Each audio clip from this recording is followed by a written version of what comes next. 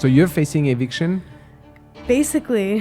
What about the rest of your expenses at the time? You used to live the high life, as I mentioned, with Starbucks, Whole Foods, No way. No way. No. I mean, I would say it's definitely has had to cut back.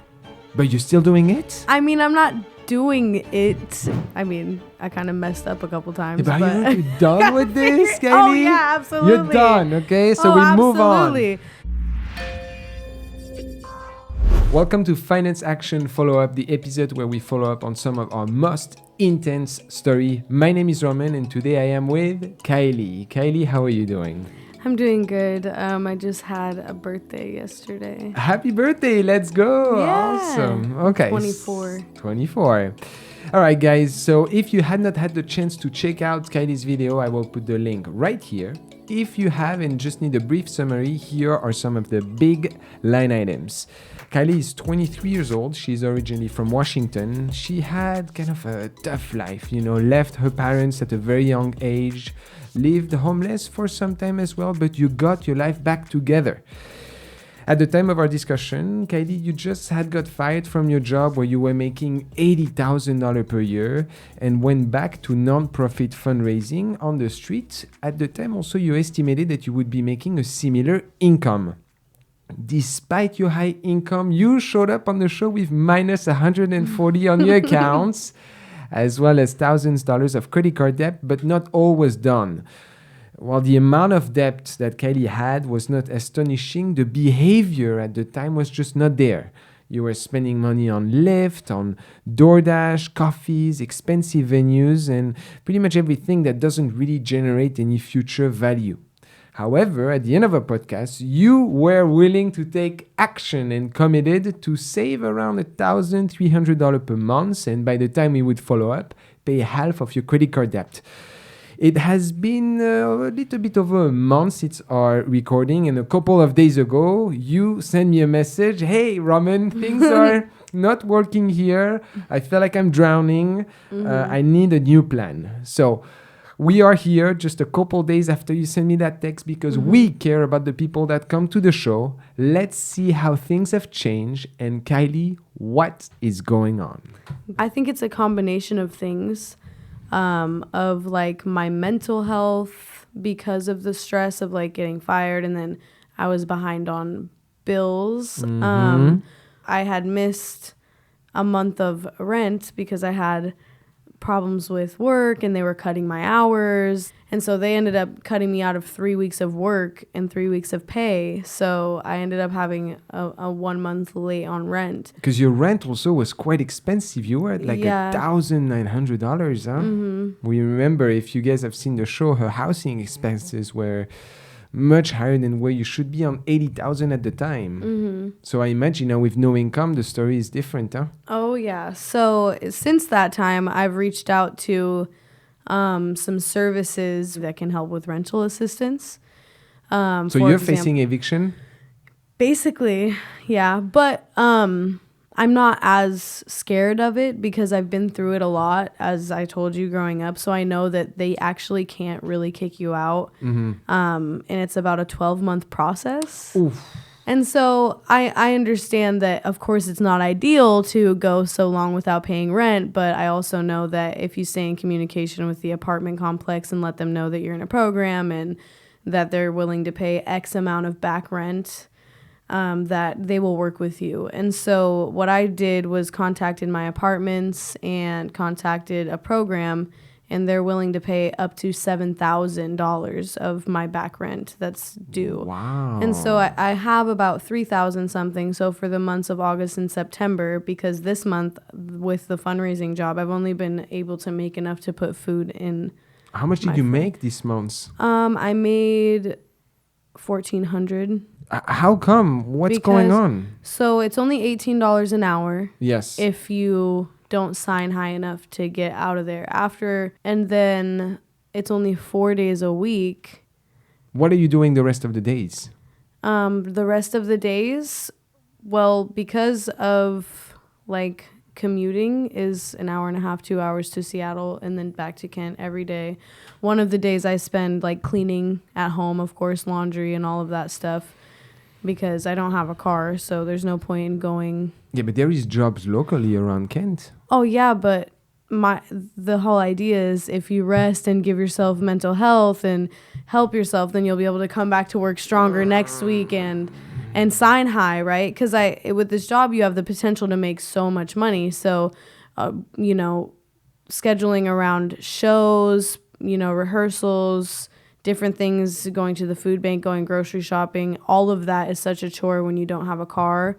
It takes hours. So that's what I do on my days off, is that, and then of course rest and try to come back to work next week stronger so I can perform better. But you used to do bank on this job. I mean, you used to be really strong at it, weren't you? I was really strong, like a 3 or 4 average, which would get me anywhere to 2,500 to 3,000 every 2 weeks. There you go. So that's what So you used to make 3,000 every 2 weeks, but now you're 1,400 every month? What has been the change in behavior? Sales, especially street sales, is kind of a mental game. And when you're not really in a good place mentally or really stressed out, people can feel that off of you. Wow. The day that I met you was my first day back. So I was like, I can do this, no problem. But then standing out there so long, it's standing outside for 8 hours a day. You know, it's talking to strangers for 8 hours a day. You know, tend to kind of get in your head a little bit if you're not having a good day. And sometimes you just get in a rut.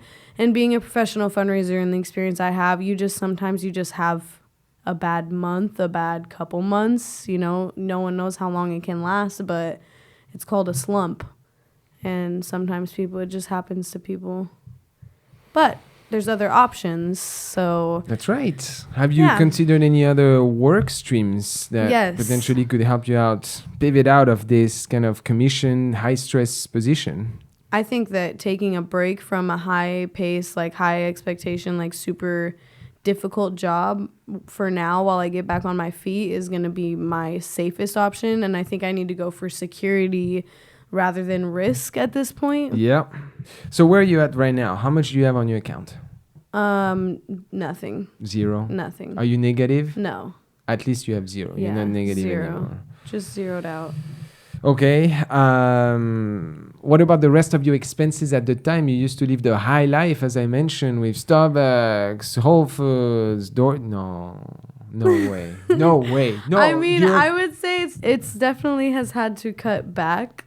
But you're still doing it? I mean, I'm not doing it anymore. I'm definitely not taking lifts or anything. Like, I can't do that because I don't have any money. So what are you doing then? Just... DoorDashing? Have you DoorDashed last month? No. Mm-mm. So what have you done? I haven't DoorDashed last month. I mean, when I'm in Seattle and I live in Kent, if I'm working and I take a lunch, I have to... How much do you budget yourself for lunch in Seattle? For lunch? Yeah. I try to keep it at least like $10, $15. Okay. It's expensive. Yes, it is. Oh, okay. So you've tackled a little bit of some of your unnecessary expenses, but not crazy. I mean, I guess if you make $1,400 in a month. Oh, God. Have you been, though, looking for other jobs? I'm thinking about either going into hospitality, like doing like a front desk job at a nice hotel right downtown where they tip a lot for good service, stuff like that. I'm picking up an extra job. So I just got a second job in my spare time, bartending, which I've never done before. Good. So how much income are you thinking you're going to be able to bring back now? You need to target yourself. I mean... Kylie, the problem is, for the most part, as I think about your situation in the past, your family is not here to help you out. I mean, you have a partner that's, standing on his own as well. Mm-hmm.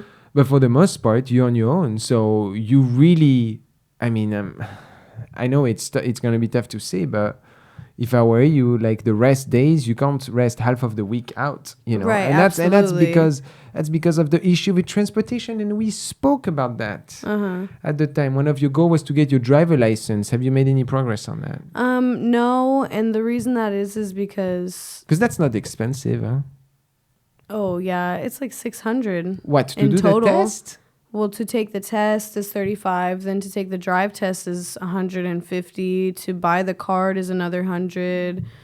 Okay, so you're looking at what, $200, but that's the thing, it can multiply your areas of coverage, your speed. That's kind of the game, the nature of the game to you right now. Oh yeah, absolutely. A brief aparté, guys, to please invite you to comment on what you may recommend Kylie to do as she exposed her situation.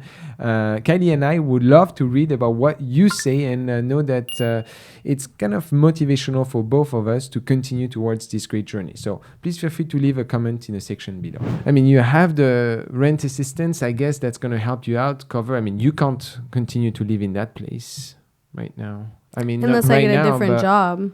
Unless you get a different job. Because but you need $18 an but hour why are you is stuck, nothing. Why are you stuck in Kent when all the jobs are in Seattle? Why are you locking yourself down there?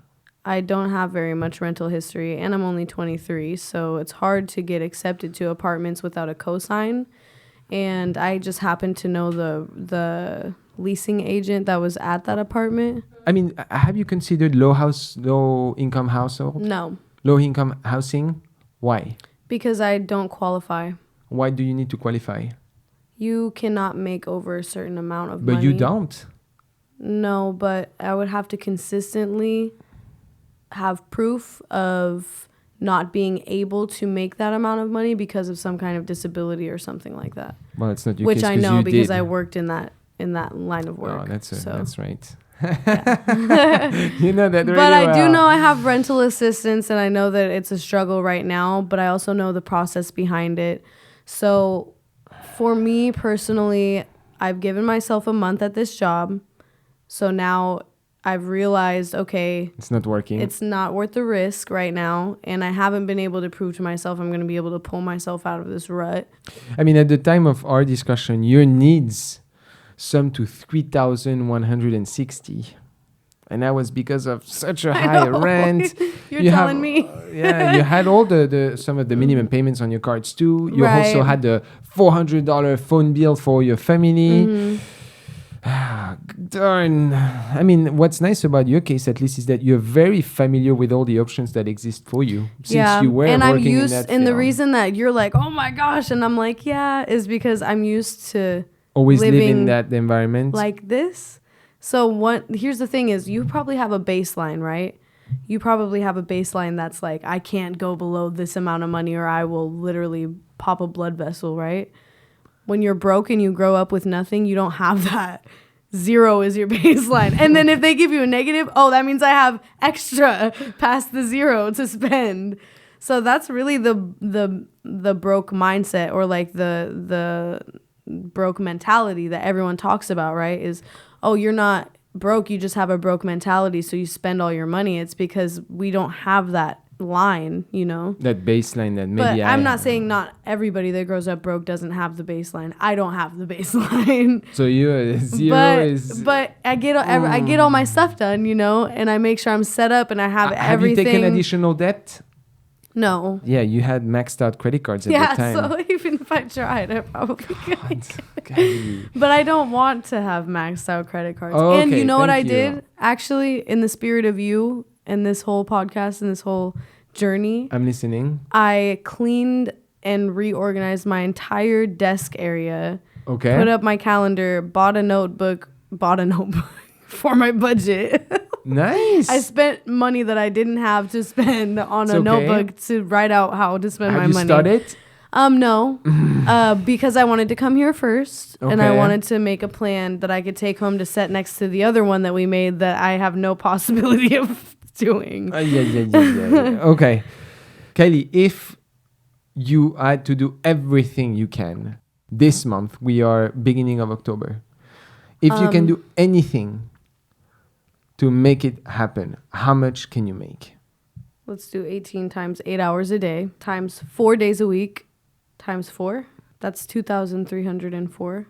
So that's if I work all month. And then I'm picking up a bartending job on each weekend night.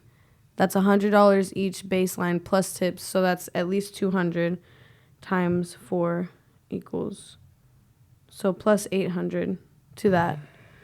And Okay. then I do have some money from performances that I've performed that I need to collect. Also, that I need to sit down and write invoices for. So that's probably going to be like $500 extra dollars. That's the amount of income I plan to make baseline next month. But I'm going to be looking for more work to do and more things to apply to, and probably a training at another job that I can get onboarded onto and pay for by doing like virtually from my home. Yeah, that's right. 3,600 is what you could be earning next month. Mm-hmm. You need, no matter what, to guarantee at least $3,000 a month right now. Mm-hmm. At minimum. Okay, but look, 1,800 in Seattle, you can have something nice. What about living with roommates?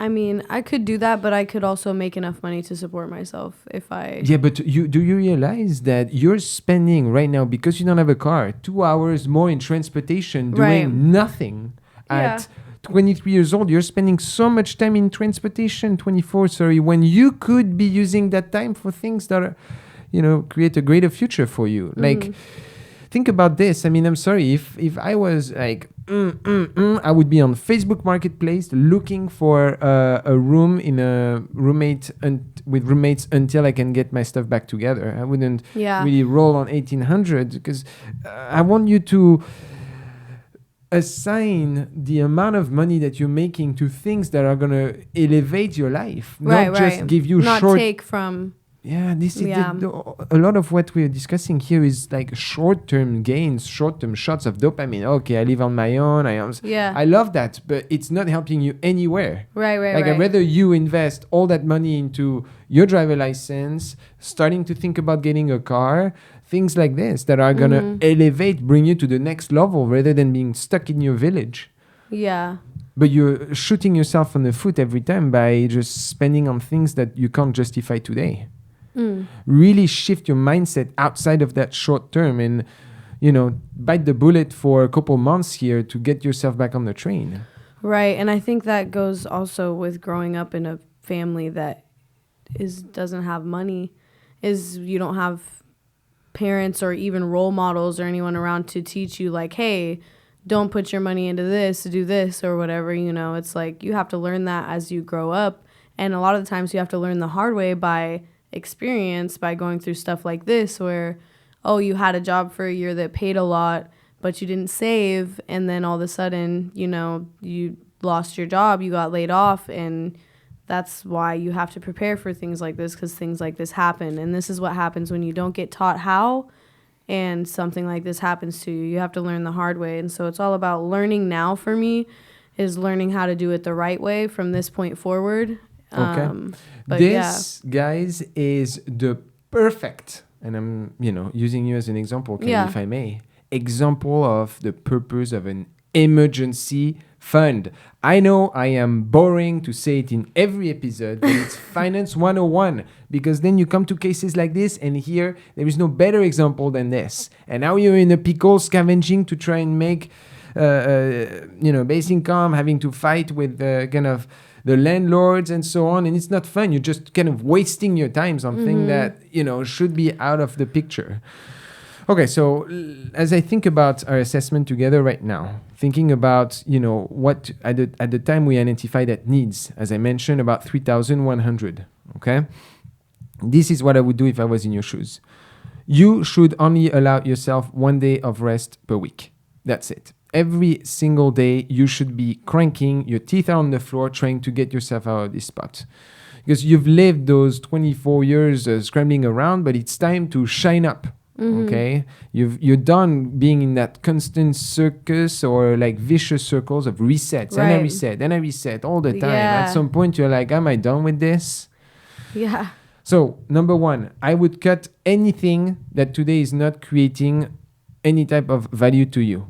So if you're going out to eat in Seattle and you want to buy yourself food outside for $15, even if it's cheap, it's not worth it to you right now in 1 month. You shouldn't buy it. You should create your meal. I don't know how you do it, but create your meal at home. Like you have to go super tight on everything. Yeah. Number two, I would prioritize every single minute that I'm not working on a driver license. There is nothing else that should be of greater priority for you right now. because not only is going to allow you to potentially increase your income through additional sources, such as doing DoorDash, doing Instacart, all of that stuff that you can fill your spare hours with for extra cash, but it's also going to increase your area of coverage for greater jobs. That right now you're spending all your time in public transportation. That yes, it's nice, but you're not really evaluating that time as much as you could. It's fair? I mean, it's not nice to spend all your time on public transportation at all. Yeah. Some people use time in transportation very well. Like, they listen, they learn, and so on. I don't deny that. But right now, we are in an income generating situation. I want you to do everything you can to create a future. So. Oh, absolutely. And then number 3, I would try and potentially, I guess, as you mentioned, stay in that apartment for as long as you can. Try to, leverage that assistance. Just think about right away building an emergency fund. And that emergency fund is going to go to what? To a car that you're going to buy on Facebook Marketplace for less than $5,000. Exactly. And then you have a new life that opens to you from that point. But you need to tighten the belt on every single thing right now. There is no out on this. Right. But do you think that you're going to really shift that mindset outside of what we've discussed and really focus on this? I think I've lived in Seattle and worked in Seattle, and it was definitely more convenient than living in Kent.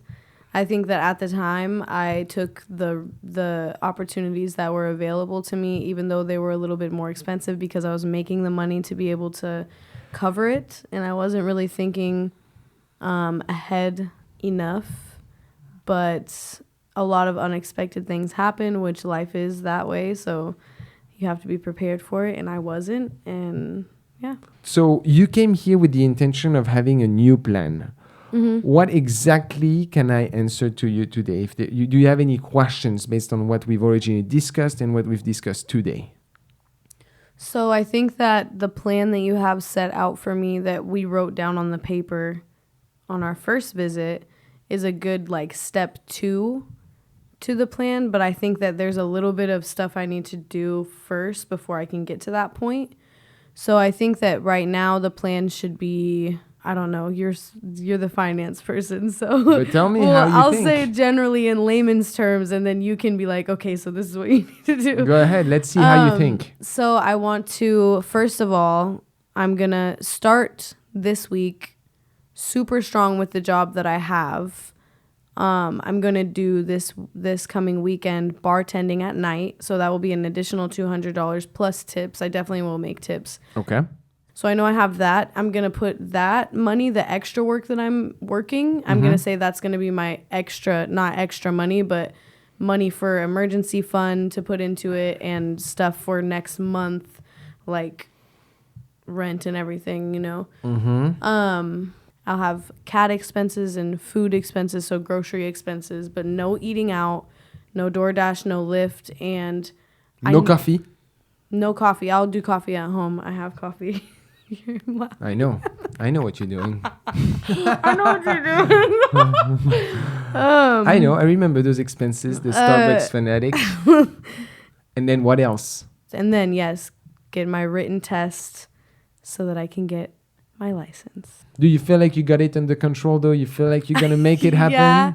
I mean, that's the thing about life is these things happen that are so detrimental that you think I'm never going to be able to come back from this.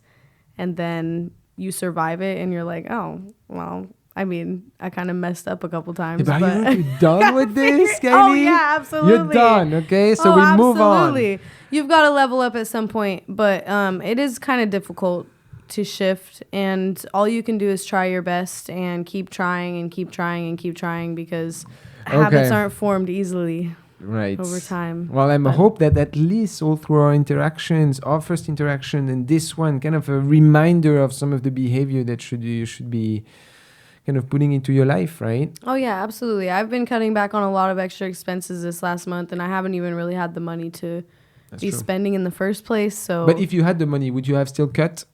I think I would have, yeah, definitely. I would have at least, put it towards something that was going to end up making me more money at the end of the day. Okay.